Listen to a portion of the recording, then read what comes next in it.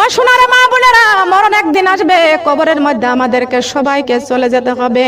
আমরা যেদিন মারা যাব গো মা, ওই দিন আমাদের লাশটা গোসল করাইবে। কথা বলেন ঠিক না বেটিং?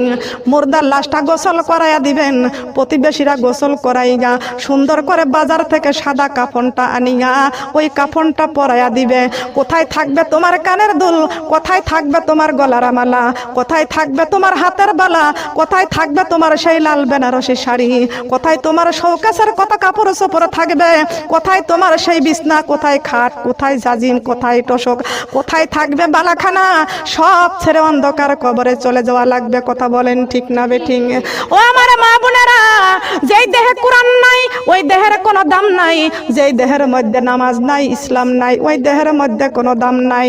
এই যেই দেহের রূহ আছে ওই দেহের দাম আছে, যেই দেহের রূহ নাই ওই দেহের কোনো দাম নাই। ঠিক কিনা বলেন?